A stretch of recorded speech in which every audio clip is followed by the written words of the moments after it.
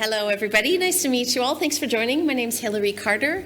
I am Senior Vice President of Research and Communications at the Linux Foundation. I've been at the LF just over 3 years, and today I'm going to talk about a subject near and dear to my heart, which is creating ROI in financial services through sustainability. So we'll take you through a number of research projects and use cases as a means to hopefully inspire your collaboration in sustainability-focused projects at your organization and to get involved in a more concerted way in some of the new FINOS efforts. A little bit about me. I'm actually a veteran of the financial services industry. It was my very first career. I spent 10 years in financial services. I feel right home here in London because I did my master's degree at the LSE while simultaneously working for RBC Royal Bank in the city, one of the largest banks in the world and the largest bank in Canada. After RBC, whereby I spent about 7 years in different capacities, I joined Franklin Templeton Investments, a mutual fund company. It was then called Templeton Management Limited in Canada. And so I had some experience in the funds industry, and I was doing research and analysis there. After Templeton, I joined UBS Bank. I worked in private banking for 5 years and really enjoyed that opportunity. I loved UBS because of its global presence, global scale, and what was fascinating, something that RBC Royal Bank and Templeton didn't do was offer investment products denominated in so many more different currencies. We had funds offered in Japanese yen and Swiss francs, and then we saw the rollout of the euro during my time there. It was had a truly global presence. So I enjoyed my time very much at UBS, and I was so excited to see UBS as a collaborator, having contributed the View project to FINOS. After UBS Bank, I took some time off to spend with my kids and established a communications and digital media consulting career. Thankfully, I was plugged into the internet when my kids were little, and I was able to continue my professional development and online learning. In 2017, I joined the Blockchain Research Institute, which was building on sort of digital comms and financial services, because the fascinating thing about blockchain and crypto is that it's this intersection between money and digital. And what I found fascinating about cryptocurrency at the time was that it solved that double spend problem. We were, for the first time in history, able to send assets across digital channels. And that is the real innovative breakthrough that Bitcoin enabled. And we heard Hedera, the Hedera team, on stage today talking about the significance of digital asset transfer in the financial services sector and beyond. So many applications. So the BRI, Blockchain Research Institute, I was in charge of producing research into the transformative potential of technology and how it would impact certain industries. And we produced about 100 projects, 20 of which were specific to the financial services industry. How was technology impacting financial services? And in many ways, a lot of those projects focused on financial inclusion and sustainability. So I found that a very interesting environment and very rewarding environment to work in and to further knowledge around these opportunities and how banks and financial institutions could create better access and create pathways to financial inclusion. And then finally, I joined the Linux Foundation to lead our research effort in 2021 and got myself certified through the Climate Disclosure Standards Board on the Task Force for Climate-Related Financial Disclosures, the TCFD, which is now rolled into a different organization. But always very interested in climate, always interested in financial services, and now deeply interested in technology and research. So that's the perspective that I bring to the talk today. Just to highlight a few research reports that I've had the opportunity to produce and work on, and in some cases outright author, about how technology can have an impact, particularly open source technologies, in driving sustainability. And this began with two projects, a two-pronged project. Blockchain for Planetary Stewardship is one of the first collection of reports that was really diving deep into creating a landscape to understand how was technology being applied in a sustainability context, in climate, in financial inclusion, in health and well-being, in identity and that effort. Right here in London in 2019, I attended a symposium hosted by Coca-Cola in partnership with INSEAD to understand how we could apply technology to control plastic waste management and beverage packaging waste, which is contaminating our oceans. How could we better incentivize consumers to appropriately dispose of the products that they were consuming and create a virtuous cycle? And so that was very interesting. We created a report on that effort. Blockchain for Saving Our Seas. I wrote this particular report, and the photograph that you see is featured in that report. It's a water-based drone that is perusing a marine protected area in Jamaica to do nothing more than count the fish and match and measure biodiversity and place that information on a transparent ledger. Why? So that Jamaican government can understand what is the actual net capital asset value of our natural resources. And these fish stocks are really important. They nourish people. They provide interesting things for tourists to see, and tourism is a huge part of the Jamaica economy. But with overfishing, the marine areas, the reefs, were severely depleted. But if you're able to have better information, better technologies to identify and capture this data, present it in a way that sort of tokenizes the fish, if you will, and say, look, if we don't manage how we're dealing with these assets, we're going to lose them. And this is the economic cost of that. So that was a neat project in collaboration with the Gurgis Lab at Harvard and a group called Ocean Currency Network that deployed those drones, which also serve the fabulous capability of interfering with poaching and fishers. They literally go after the fishing boats who were encroaching in the marine protected area where they just weren't allowed. At the Linux Foundation, we published a number of reports with our energy vertical. So FINOS is the financial services vertical at the Linux Foundation. LF Energy focuses on the energy sector, how open source technologies are advancing the electrification of our world, digitizing the grid, providing better data tooling and EV charging capabilities, interoperability to advance the pathway to net zero. With a Hyperledger project looking at carbon neutral blockchains and the wave of NFTs and this big boom and this sort of digital trend of collectibles. Could we choose more climate-friendly technology in our pathways to innovation? So that was an interesting report. Web3 and sustainability, a report sponsored by Intel, because why Intel as a chip maker needs to find more efficient ways to process all of these transactions that are taking place across distributed networks. And last year, FutureWay, which is an innovation hub of Huawei, commissioned a report on the opportunity to collaborate in microgrids. So some really fascinating and a cross-section of sustainability-specific projects that precede my time at the Linux Foundation and are part of it. What's fascinating about the microgrids report is that it's all about access.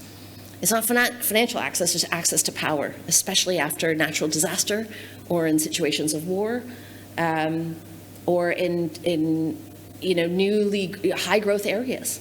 One of the earliest collaborators in LF Energy was the Dutch distribution system operator, Oleander, who could not meet the demand of new growth communities in the Netherlands, that they had to find other ways to innovate and to meet supply and demand shocks. And setting up microgrids in pre-grid communities is a possibility, and so is prosumer power generation. Can we generate our own energy on our rooftops? Microgrids are part of that conversation. So if you're interested in any of these research reports, I'd be glad to share them. They were the foundation of a report that we produced last year at the LF called Open Source for Sustainability. It was very important for us to understand to what extent are our project communities, like OS Climate, now part of FINOS, like LF Energy, like the Green Software Foundation. How are open source projects driving sustainability? And what does it all mean? And in which ways? And where were we having impact? And we do a lot of things at the Linux Foundation, and I don't think sustainability is at the tip of everybody's tongue. However, every single one of our technical projects advances goal number 9 among the UN Sustainable Development Goals, which is industry, innovation, and infrastructure. We produce open source software, open standards, open hardware, open content, open data models. This wide spectrum of collaboration, and all of our effort is non-competitive or pre-competitive, non-differentiating technology.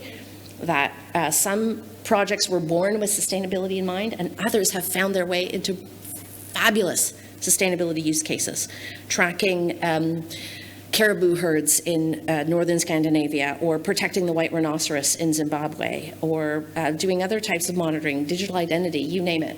And that's what's really fascinating and contained in that report. So if you're not familiar with the UN Sustainable Development Goals, there are 17 of them. They were created in 2015. They're time-bound, and they're a way to address the importance of creating prosperity while not leaving anyone behind, not leaving anybody, our life on land, a life below water, protecting our waters, protecting our trees, protecting people. It really encompasses the spectrum of how we need to think holistically about sustainable development. And within financial services, there's an opportunity in every one of these to get involved, which is quite exciting. And I'm going to dig into a few cases where financial services organizations and banks, national banks, have taken a holistic approach to sustainability that's not incompatible with ROI. Good health and well-being and prosperity lifts everybody up. So I'll be happy to share some of these. As we heard this morning, the opportunity for financial services, this is a C-suite priority. This is really important. It's a matter of getting creative and saying, right, where should we focus our efforts? Where can we have an impact? Which goals are strategic to our organization? So at a high level, why is sustainability important to financial services? Well, first of all, the world depends on it. There are no banks if there's no healthy planet on which to operate them. Profits cease to have meaning when they can't buy the necessities of life. You know, it's a real drag if you can't breathe, or there's no fresh water to drink, and there are no fish to swim in the ocean. That's a real problem. So we have to think about how we operate in the world at a macro level. But it doesn't have to be, profitability is important, and I get that from my role at the banks, quarterly reports, annual earnings. I understand that pressure. Everybody wins when there is growth, but it can't be growth at the cost of others, nor at the cost of the planet. So finding that pathway between growth and ROI is feasible, and now we have really incredible tools to make it so. And so now's the investment window, which is really exciting. Sustainability is the rising tide that lifts all boats. So, water management, it's just, fresh water is one of those scarce resources, and economists are really good about thinking about scarcity. So I'm hopeful that the financial services sector that really understands its economics quite well can think about, the economic value of our natural capital assets. At a micro level, this is really good for individual organizations to think about others. It's good for brands to care about people and profits. The 38 trillion GDP loss per year that we heard mentioned this morning, it's imperative that we mitigate that loss. The sector that's most impacted by climate change is the financial services sector, the insurance companies. They were the companies who invited Michael Bloomberg and Mark Carney to form the task force for climate-related financial disclosures, because with climate damage, insurance companies were paying paying out orders of magnitude higher amounts because of climate-related casualty. And so it's becoming incredibly costly to operate, to run a business in the pathway of a hurricane. So that was the motivation to create change. And I think of all of the opportunities, financial inclusion is sort of, that's a low-hanging fruit for financial services. It's one of the most important pathways to give people the opportunity to transact and do so inexpensively. It has its barriers in terms of getting bank accounts, so we have to think creatively about how we include people in the economic opportunity. So it's great to see organizations taking action. I'll go through a few case studies that have inspired me of how leading financial services organizations, banks, have established projects in the sustainability realm. The first is the National Bank of Cambodia. The problem they were addressing, 70% of Cambodians do not have a bank account. So they are a highly unbanked country. Most of their transactions in Cambodia were in US dollars. National currency was barely used. If you bought a coffee, it was in US dollars. It was the change that you were given was in the Cambodian currency, so there's the pennies that were left over. And the bank wanted to change that and create a system, a payment system that was much more accessible and that used the central bank digital currency to promote the use of their national currency, the riel. It delivers low-cost opportunities for retailers and for everyday people to have access to services, allowed greater partners. It's supported by 16 banks in the country, so that's really great. Promotes economic development through greater access and a digital payments infrastructure. While people may not have bank accounts, they sure do have mobile phones. And that's the opportunity for financial inclusion in central bank digital currency. Sort of leapfrogs the financial services industry as an intermediary. So from a risk management point of view, I think the financial services industry needs to address how they can work together as opposed to be leapt over. The Inter-American Development Bank is creating financial inclusion and growth opportunities in Latin America through a protocol called LAC-Chain, which the IADB have funded. It's a permissioned, quantum-resistant, regulatory-compliant network on which stakeholders can participate in numerous capacities. They have government participants, academia, multilateral organizations, private sector. The platform features low transaction fees, increased access to funding for people who are on the network. They have access to capital, so that's really exciting. And they can sort of plug into an established ecosystem of nodes. They don't have to begin from nothing. There's a network already there waiting for them, so that's quite exciting. There's 60 unique projects on the network today, which include self-sovereign identity, academic credentialing, of provenance of agricultural products, one example being sugar in Belize, and so on. And this is a project that runs on open source technology. Hyperledger Besu is a Hyperledger Foundation project, and just yesterday we announced that this project will transition to form the Linux Foundation Decentralized Trust Foundation to expand beyond blockchain to a whole suite of technologies and tools. Next, the most inspiring example I've come upon in my research is one through Standard Bank in Namibia, the BioHab, which hits up so many of the UN Sustainable Development Goals. Goal 2, zero hunger. Goal 8, decent work and economic growth. Goal 3, good health and well-being. And 15, life on land. So here's what went down. Namibia was faced with high levels of unemployment, widespread poverty, and prolific shack housing. The acacia bush, also known as the encroacher bush, widespread growth of a thorny, inconvenient bush that is widespread. The acacia bush requires a lot of water, soaks up all the water in its wake, so it is a real hazard in terms of making land more arable. It also impedes migration pathways for wildlife. So removing the acacia bush was an absolute priority. It's a real pain because it's thorny. It's not easy material to deal with. So the bank said, look, let's try to hit up a number of problems simultaneously. Let's remove the acacia bush. Let's figure out what we do with the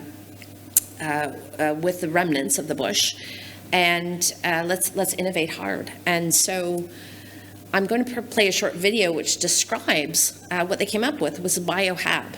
And this was an initiative of Standard Bank Namibia employees to celebrate the bank's 100th birthday. They thought, let's lift people out of poverty by giving them jobs. Through this innovation, we have an opportunity to create food. So we'll describe that in a minute. And provide dignified shelter. And for a bank to get involved in this was really, really cool. Very, very exciting. I was introduced to this project by the then leader, Carolyn Kirksmith of Standard Bank Group. And their mission was to create future customers. Standard Bank will not grow in Africa. It's Africa's largest bank, and they cannot grow if poverty grows faster than they do. They have to create wealth. They have to create future customers. So that's the point. In the United States, 7 million people are unbanked. That's an opportunity for growth. 4 million people are unbanked in the United Kingdom. That's an opportunity for growth. How do you create future customers? Raise everybody's standard. Raise prosperity for all, and you create your future customers. And yes, we're talking about retail, but everybody matters. And so here's the video introducing the BioHab. Namibia. A beautiful arid country in the southwest of Africa is experiencing record drought, homelessness, and unemployment exacerbated by malnutrition and COVID-19. Standard Bank Group has teamed with MIT Center for Bits and Atoms and Red House Studio to develop a new way of building, designed to create food security, agricultural jobs, and dignified low-cost housing all at once. The project is called BioHab, and it's the world's first building made with this sustainable technology. BioHab is not just a building, it is an ecosystem. We start with the blackthorn encroacher bush that is choking the country's water supply. By harvesting the bush, we enable grasslands to regrow that can feed cattle and antelope.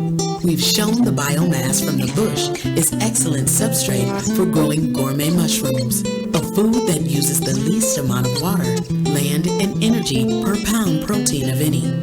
Mushrooms provide food and generate income for the farmers. The waste from the mushroom cultivation can be used to create building materials. By pressing and baking the waste, the materials can be made stronger than concrete. The construction of the BioHab works like this. An inflatable arch formwork is erected.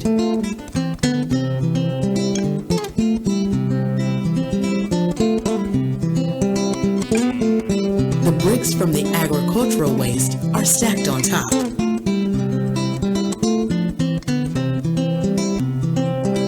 Once the bricks are in place for the arch, the formwork is deflated and can be used again and again. A mud lime rendering is added to protect the bricks from the elements, and a roof is added on top. With proper waterproofing and topsoil, the roof can be used as arable land. Standard Bank, the CBA, and Red House are committed to furthering this technology to reach millions of people with healthy food, good jobs, and comfortable, dignified shelter. And in doing so, hope to inspire the building industry to look at sustainable, low-carbon materials for building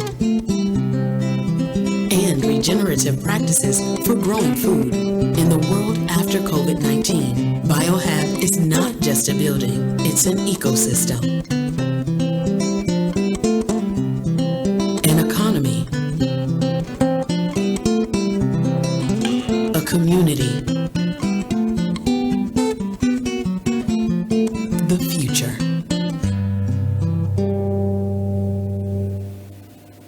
So, inspiring, hey? Yeah. Amazing. Yeah, it's truly one of the most holistic, comprehensive sustainability projects that I have ever been exposed to by a financial services organization.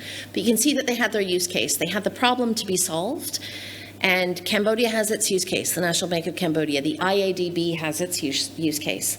So our job is to think of how can we make an impact in our communities in a holistic way that doesn't just create profits, but addresses multiple facets of sustainable development and creates a return for everybody at the same time. So this is my question for you. How will you create future customers? Through sustainable development thinking.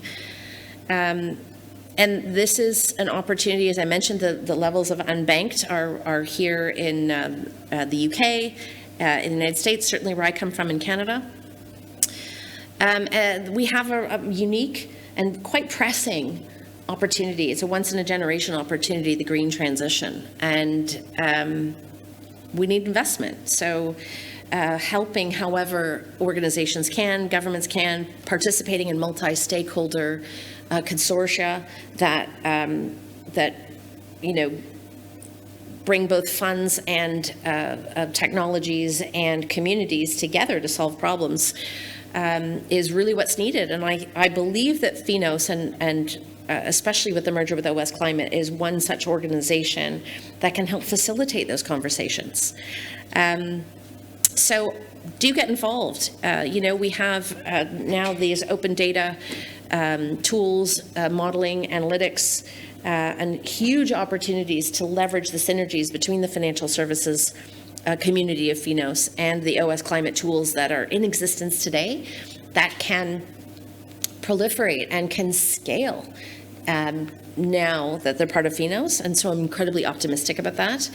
And create consensus with your decision makers to get involved. And if I can be of any assistance and help and provide resources, some of the open content, the materials, the research that we have done to help compel the decision makers at your organization to participate in this capacity, I'd be more than happy to, and I know my colleagues at FINOS would be happy to as well. So if you have any projects to share, I'd be delighted to hear about them. I'll put it out. If anybody has a project that their organization is working on that's inspiring, that's sustainability focused, and is creating a return, whether that's goodwill or branding or other, please let me know and share them right here if we have a minute. How's our time? Good. Looks like 1 minute over. Oh, 1 minute over. Okay. I can take a minute. If anybody has something they want to share. All right, well then everybody's got homework to do. Just come up with something.